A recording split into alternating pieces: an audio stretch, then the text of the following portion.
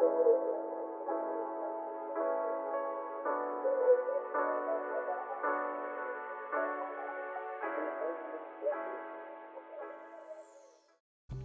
guys, welcome back to my channel.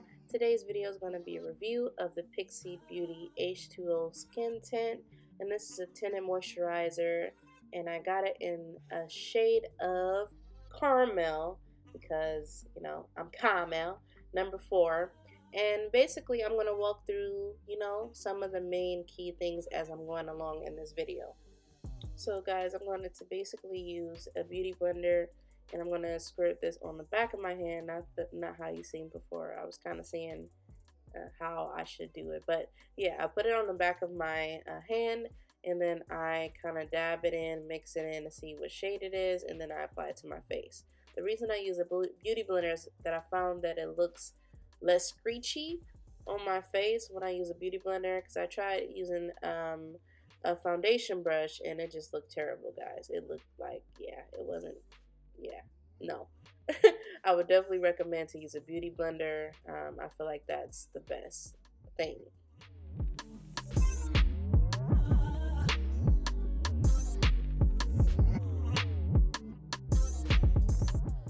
So let's get into the review portion of this video. So application was really smooth. I like how lightweight the product feels.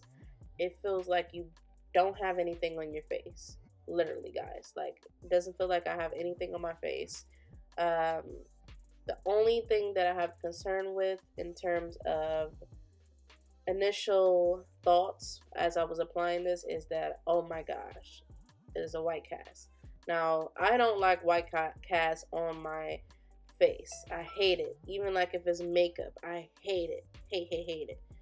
So that's why, you know, I kept blending with this product to give it a chance, because if I would have went from the first impression, I probably would never purchase this again, or like even use it again. I probably would have returned it to the store, to be real with you guys. But as I started to blend it, I started to like the final result. I still felt it was like a whitish color, and if I was to go a shade darker, it would be too dark. So that's the struggle of being like my complexion, is sometimes it could be that close between the perfect shade and not the perfect shade. Another concern for me with tinted moisturizers is that I want it to do a good job at covering my dark spots, but not like, you know, of course, it's not going to be like perfection. It's not going to be all the way concealed. I just want it to do a better job. You see at this other side, I blended in more, but the more you apply with this shade, the more I got a white cast. So yeah.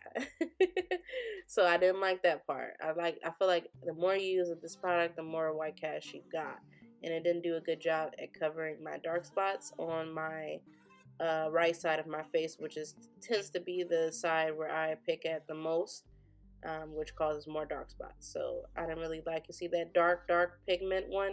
I feel like if I'm going to use concealer, I might as well just use foundation.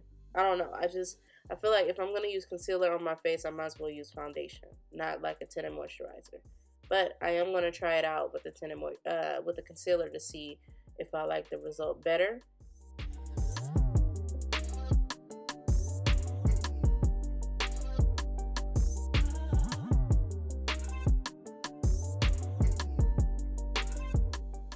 That's what I feel as far as application and like first glance when I was using this product. As far as accessibility, this was very easy to get. This was at Target. I actually purchased it from the Target app, and I used the drive up feature so I wouldn't have to go in the store and be around germs and stuff like that. So the accessibility was very good. It's available at Target. I'm sure it's available at other stores as well. But yeah, I like that part of it. I can just buy it and go. As far as the price was actually pretty good. So I paid $24.49 for this product. This is 1.18 fluid ounces. I think that is, you know, that wasn't what I was expecting for a tinted moisturizer, but it wasn't too bad. I feel like it wasn't too bad. Could have been worse. But I feel like if it's the right shade, which they don't have a lot of shades, they only have like maybe 6 shades.